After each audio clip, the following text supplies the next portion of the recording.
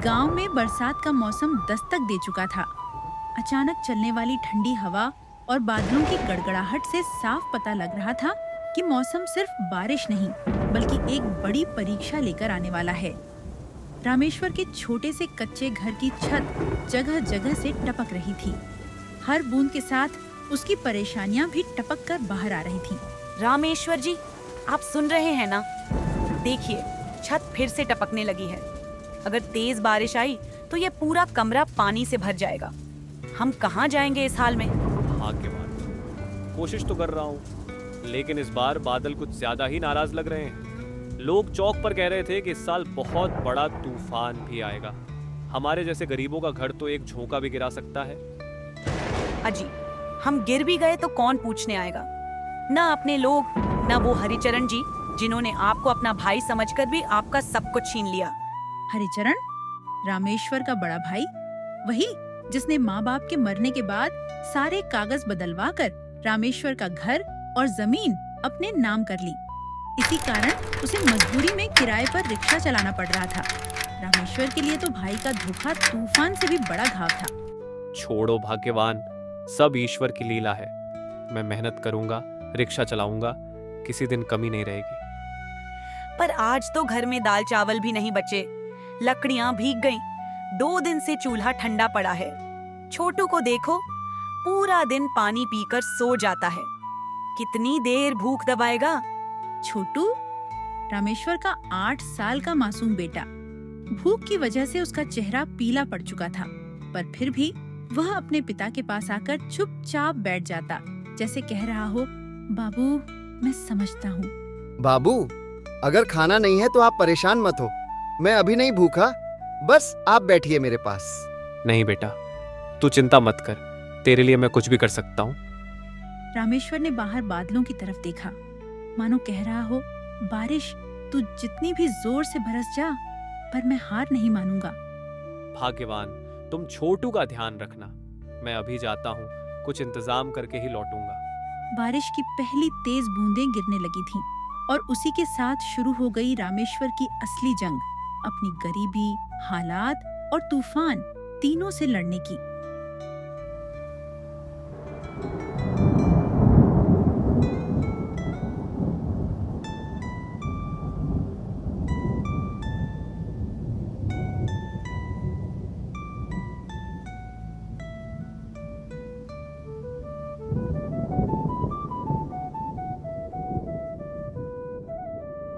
सुबह की ठंडी हवा चल रही थी। रात भर हुई तेज बारिश भले ही रुक चुकी थी, लेकिन उसके असर से पूरा गांव कीचड़ और नमी से भर गया था। लोग घरों से कम ही निकल रहे थे, क्योंकि मौसम इतना ठंडा था कि बाहर कदम रखना जैसे किसी सज्जा जैसा लग रहा था। इसी मौसम और हालत के कारण रामेश्वर का रिक्शा धंधा पूरी तरह ठप पड़ा था। इन्हीं चिंताओं को सीने में दबाकर वह सेठ जी के अहाते पर पहुंचा, जहां सेठ जी रिक्शे भाड़े पर देते थे। सेठ जी, जरा मेरी मदद कर दीजिए। 2 दिन से घर में चूल्हा नहीं जला है। छोटू भूखे पेट सो रहा है। जो थोड़ा बहुत सामान था वो भी पिछले तूफान में भीगकर खराब हो गया। अगर 2-4 दिन का किराया माफ कर दें या थोड़ा उधार दे दें तो मैं घर का हाल संभाल लूंगा। रामेश्वर, तुम ही देख रहे हो ना, ये बरसात और ठंड ने पूरे गांव को घर में बंद कर दिया है। लोग बाहर ही नहीं निकल रहे, फिर रिक्शा कौन लेगा? सच कहूं तो इस मौसम ने तो मेरा धंधा भी डुबा दिया है। भाड़ा आने का नाम नहीं, रिक्शे खड़े खड़े खराब हो रहे हैं। अगर हालात ऐसे ही रहे तो मुझे रिक्शा का काम ही बंद करना पड़ेगा। नुकसान उठाने की भी एक हद होती है। सेठ जी, मैं तो ये सोचकर आया था कि मुश्किल में आप मेरा सहारा बनेंगे, और आप कह रहे हैं कि मेरी आखिरी रोजी रोटी भी चली जाएगी। सेठ जी चुप रहे। हो सकता है उनकी मजबूरी हो, पर उस चुप्पी ने रामेश्वर के दिल पर एक और बोझ डाल दिया। लंबी चली बरसात ने गांव की रफ्तार रोक दी थी और ठंड ने लोगों को खिड़कियों के पीछे छुपा दिया था। ऐसे में रोज कमाने खाने वाला गरीब आदमी क्या करे? ठीक है सेठ जी, मैं काम कर लूंगा, जो होगा खुद ही संभाल लूंगा। यह कहकर रामेश्वर चुपचाप अपनी रिक्शा की ओर बढ़ा। ठंड से जमती उंगलियों को मलते हुए उसने रिक्शा उठाया और सड़क की ओर चल पड़ा, सोचते हुए कि कुछ तो आमदनी हो ही जाएगी, यूं खाली हाथ घर कैसे लौट जाऊं भला। शाम धीरे धीरे उतर रही थी, ठंड से भरी हवा चल रही थी और दिन भर की नमी अब गांव को और भी उदास बना रही थी। रामेश्वर सुबह से रिक्शा लेकर घूम रहा था, कभी मैदान की तरफ, कभी चौक के आसपास, कभी स्कूल की ओर, लेकिन पूरे दिन एक भी सवारी नहीं मिली। बरसात और ठंड ने लोगों को घर में कैद कर दिया था। हे भगवान, आज फिर रिक्शा खाली ही चल गया। घाटे में तो मैं चल ही रहा हूँ, पर घर का चूल्हा कैसे जलेगा। भूखा बेटा, टूटता घर और मुश्किलों में घिरी सरोजनी, सबकी चिंता उसके दिल पर वजन बनकर बैठी थी। वह वापस घर लौटने ही वाला था कि पीछे से एक कार तेज रफ्तार में आई। बरसात से गीली सड़क, फिसलन और धुंधलके ने मिलकर एक पल में हादसा कर दिया। कार ने रामेश्वर के रिक्शे को जोरदार टक्कर मारी और वह दूर जाकर सड़क पर गिर पड़ा। आह आह। जितनी ठंड हवा में थी, उससे कई गुना दर्द अब उसके शरीर में फैल चुका था। उसका हाथ बुरी तरह कुचल गया था। राहगीरों ने दौड़कर उसे अस्पताल पहुंचाया। उधर मोहल्ले के एक लड़के ने घर जाकर सरोजनी को हादसे की खबर दी। ये सुनते ही सरोजनी के होश उड़ गए और वह रोती हुई अस्पताल पहुंची। डॉक्टर साहब, मेरे रामेश्वर कैसे हैं? कितनी चोट आई है? देखिए, आपके पति की हालत स्थिर है, पर चोट बहुत गंभीर है।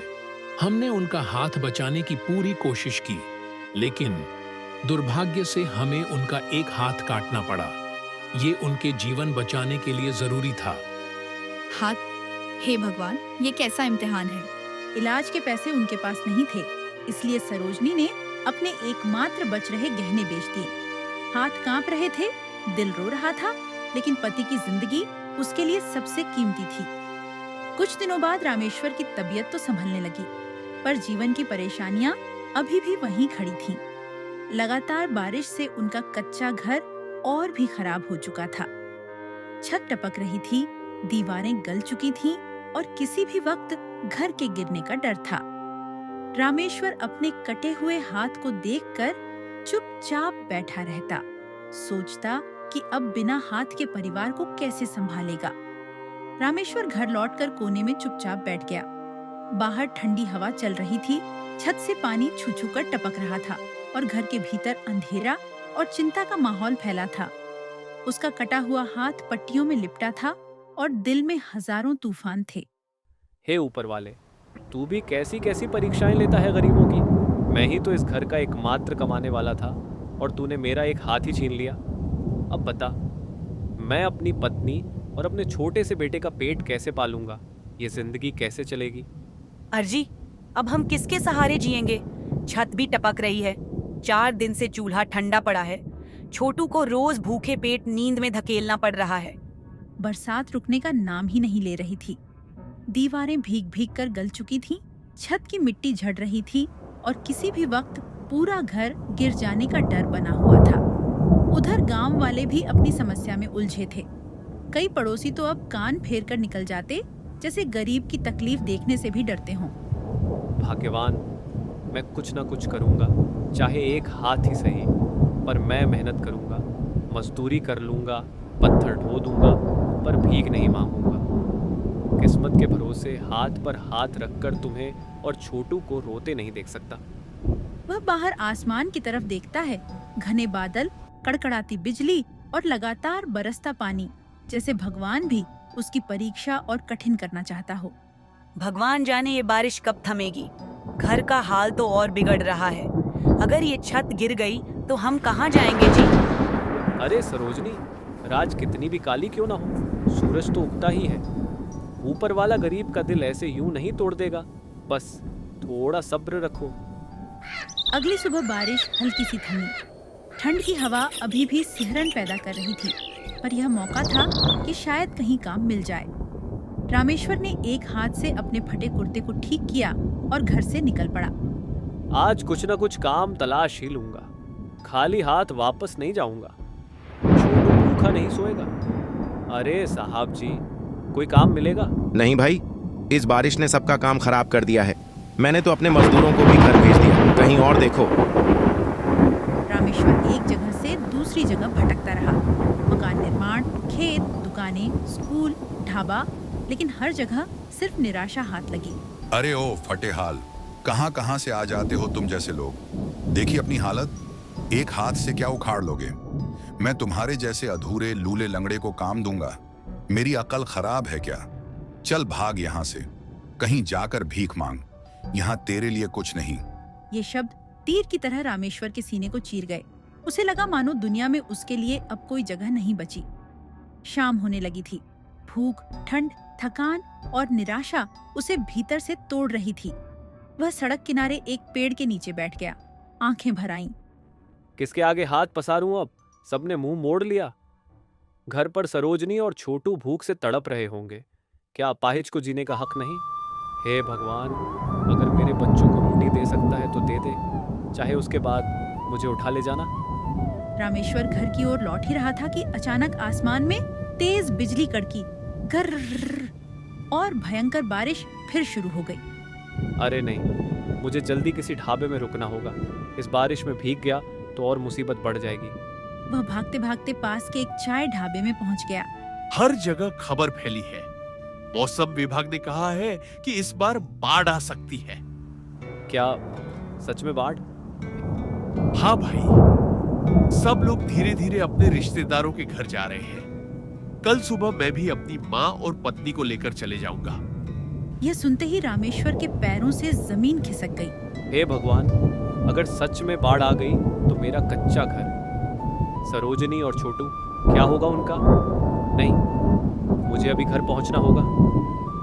अरे भाई, इतनी तेज बारिश में कहाँ जा रहे हो? चाय तो पीते जाओ। धन्यवाद भाई, पर मेरे घर पर मेरी दुनिया अकेली है, मुझे जाना होगा।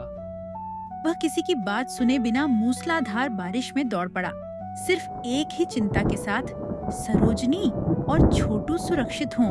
भयंकर बारिश में भीगते हुए रामेश्वर किसी तरह दौड़ता दौड़ता अपने घर के पास पहुंचा। कच्ची सड़क पर जगह जगह पानी भरा था। ठंडी हवा हड्डियों को कंपा रही थी। घर के पास आते ही उसे सबसे पहले एक तेज टप टप टप की आवाज सुनाई दी।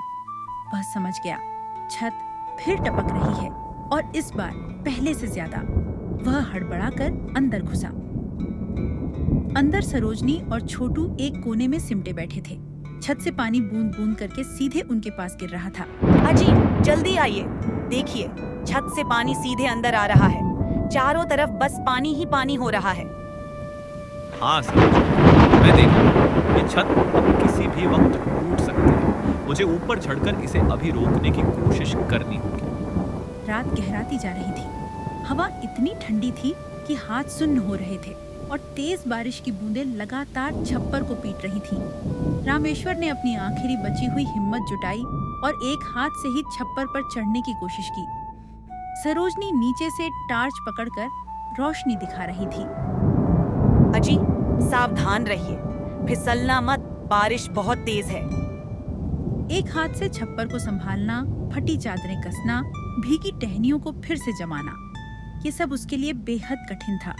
पर वह जानता था, अगर छत अब भी नहीं संभाली गई तो पूरा घर पानी में डूब जाएगा। कई मिनटों की जद्दोजहद के बाद वह किसी तरह छत को टांगों और रस्सियों से बांधकर नीचे उतरा। दोनों थके टूटे फिर से अंदर बैठे। धीरे धीरे रात और गहरी होती गई, लेकिन बारिश रुकी नहीं, बल्कि और तेज होने लगी, जैसे आसमान फट पड़ा हो। हर तरफ सिर्फ पानी की आवाज और तेज हवाओं की चीखें। घर की दीवारें भीग भीग कर नरम हो चुकी थी। छत जगह जगह से टपक रही थी और कमरे में पानी भरने लगा था। अरे ओ रामेश्वर भाई, जल्दी करो, जल्दी चलो यहाँ से। वह हांफता हुआ दौड़ता आया। कपड़े भीगे, चेहरे पर दहशत साफ दिखाई दे रही थी। गांव की नदी में भयंकर बाढ़ आ गई है। अगर हम अभी नहीं निकले तो पानी हम सबको बहा ले जाएगा। चलो चलो, जल्दी कर। हे दिया, सरोजनी, जल्दी चलो, हमें किसी ऊंची जगह जाना होगा। अजी, मुझे बहुत डर लग रहा है। इस बारिश में हम कहाँ जाएंगे? किसके पास जाएंगे? हमारा एक ही सहारा बचा है, मेरा बड़ा भाई हरिचरण। उसका घर ऊंचाई पर बना है। शायद वो हमें एक रात ठहरा दे। तेज हवाओं से संघर्ष करते हुए वे किसी तरह हरिचरण के बड़े पक्के घर तक पहुंचे। दरवाजे पर पानी की धारें टकरा रही थीं। रामेश्वर ने कांपते हाथों से दस्तक दी। बाढ़ में हमारा सब कुछ बह गया, कच्चा घर गिर गया, छत उड़ गई। सरोजनी और छोटू को कहीं पनाह नहीं है, बस एक रात के लिए अंदर आने दो। दरवाजा खुला, सामने खड़ा था हरिचरण, वही जिसने माँ बाप की मौत के बाद रामेश्वर की जमीन छोटे कागज बुलाकर हड़प ली थी। उसकी आंखों में कोई नरमी नहीं थी। रामेश्वर, तू फिर मेरे दरवाजे भीख मांगने आया है? अगर मुझसे कुछ लेने की औकात होती तो आज यह हालत क्यों होती तेरी? भैया, ये समय औकात देखने का नहीं है। बच्चा कांप रहा है, कृपा करके बस एक कोना दे दो। मेरा घर कोई धर्मशाला नहीं है, एक हाथ से क्या कर लेगा तू? चल निकल, मेरे दरवाजे से दूर हो जा। समय खराब है, मूड खराब मत कर। भैया, हम कहीं नहीं जाएंगे, कृपया छोटू को बचा लो। नहीं, मेरे घर में तुम्हारे जैसे गरीबों के लिए कोई जगह नहीं। अब भागो यहाँ से, नहीं तो मैं भगा दूंगा। अपने ही भाई का यह तिरस्कार रामेश्वर के दिल में गहरे जख्म की तरह उतरा। पर पानी बढ़ रहा था, उसे रुकना भी अपराध होता। चुपचाप कमजोर कदमों से वह आगे बढ़ गया। कुछ ही दूर चलते हुए एक टूटी हुई झोपड़ी से पूरा दिल हिला देने वाली आवाज आई। बचाओ, कोई है, पानी अंदर आ गया है, मैं डूब रही हूँ। अजी सुनिए, कोई फंसा है, हमें मदद करनी चाहिए। नहीं, हमारे पास वक्त नहीं है। अगर हम रुके तो हम भी डूब जाएंगे। नहीं रामलाल, हालात कैसे भी हों, इंसानियत नहीं छोड़ सकते। चलो, उसे बचाना ही होगा। अंदर गए तो एक बूढ़ी अम्मा गर्दन तक पानी में थी, हाथ पैर मारती हुई। अम्मा, डरो मत, हमने पकड़ लिया है। वे दोनों अम्मा को खींचकर बाहर लाए और सुरक्षित जगह पर बैठाया। बेटा, अगर तुम देर कर देते तो मैं तो डूब ही जाती। भगवान तुम दोनों का भला करे। अम्मा, आप हमारे लिए माँ समान हैं, हम आपको अकेला कैसे छोड़ते?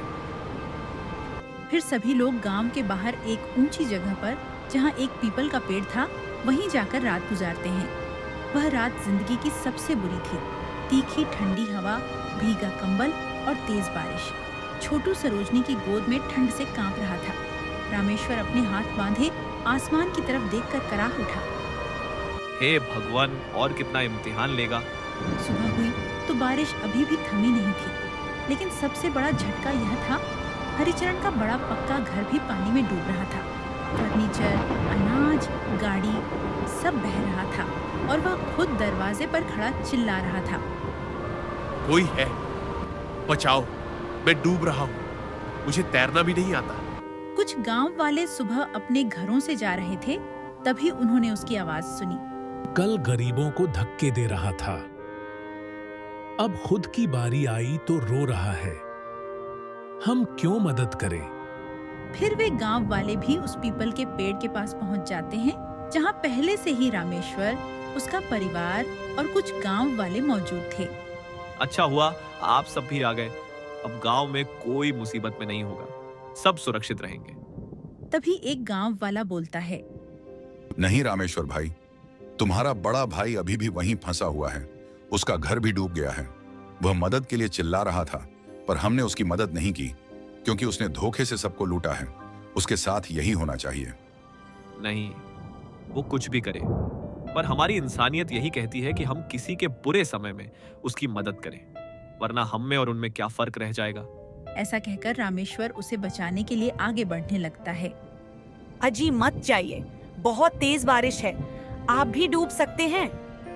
भाग्यवान हरिचरण भैया ने चाहे जैसा भी किया हो, पर आखिर वो मेरे भाई हैं। मैं उसे मरते हुए नहीं देख सकता। इंसानियत यही सिखाती है, जिसने हमें नहीं बचाया, हाँ हम उसे बचाकर दिखाए। वह किसी की बात सुने बिना आगे निकल जाता है।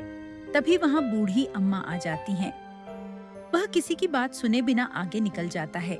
तभी वहाँ बूढ़ी अम्मा आ जाती हैं। अम्मा, आप यहाँ?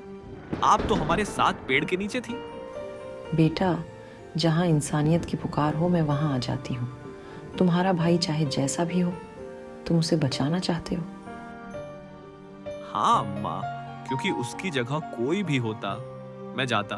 अगर कोई रास्ता है तो मुझे बताओ। तुम सच में नेक हो बेटा, तुम्हारे जैसे लोग आज बहुत कम हैं। मैं तुम्हारी मदद करूंगी। गांव पहुंचते ही 2 बड़े पेड़ों के बीच तुम्हें एक जादुई नाव मिलेगी। वह कभी नहीं डूबेगी। मेरा आशीर्वाद तुम्हारे साथ है। रामेश्वर नाव तक पहुंचा। वह सच में वहां थी। वह तुरंत पानी में उतरा और तेज लहरों को चीरते हुए हरिचरण तक पहुंच गया। भैया जल्दी नाव में चढ़ो, नहीं तो बह जाओगे। रामेश्वर, मैं मर जाऊंगा, मुझे बचा ले। रामेश्वर ने एक हाथ से उसे मजबूती से खींचा और नाव में चढ़ा लिया। तूफान से लड़ते हुए वह दोनों को वापस पीपल के पेड़ तक ले आया। पेड़ के नीचे पहुंचते ही हरिचरण फूट फूट कर रो पड़ा। रामेश्वर, मैंने तेरा सब कुछ छीना, तेरी जमीन, तेरा हक, तेरी मेहनत, तुझे घर से भगाया, तुझे नीचा दिखाया, पर तूने मुझे बचा लिया। तूने आज इंसानियत का असली मतलब सिखा दिया। मुझे माफ कर दे छोटू, माफ कर दे रामेश्वर। भैया बारिश ने चाहे सब बहा दिया हो, पर इंसानियत अभी जिंदा है। अब छोड़ दो पुरानी बातें, नई शुरुआत करो। कुछ दिन सब पेड़ के नीचे रहे। फिर जब पानी घटा तो हरिचरण ने सबको घर बुलाया। उसने घोषणा की, आज से मैं किसी गरीब से बुरा व्यवहार नहीं करूंगा। सभी गांव वालों का कर्ज माफ करता हूं। और रामेश्वर, आज मैं तेरी जमीन तुझे वापस करता हूं। आज से हम भाई ही नहीं, एक परिवार है। तभी वहाँ वही अम्मा आती हैं और रामेश्वर से कहती हैं, तुम बहुत नेक दिल और अच्छे इंसान हो। तुमने सबकी मदद की है। मैं तुमसे बहुत खुश हूँ। बताओ, तुम्हें क्या चाहिए? मुझे कुछ नहीं चाहिए अम्मा, बस मेरा हाथ लौटा दीजिए जो मैंने दुर्घटना में खो दिया था, ताकि मैं अपने परिवार का ध्यान रख सकूं। इतना कहते ही रामेश्वर का हाथ वापस आ जाता है और बूढ़ी अम्मा अचानक गायब हो जाती हैं। तब से रामेश्वर और उसका बड़ा भाई मिलजुल कर रहने लगते हैं।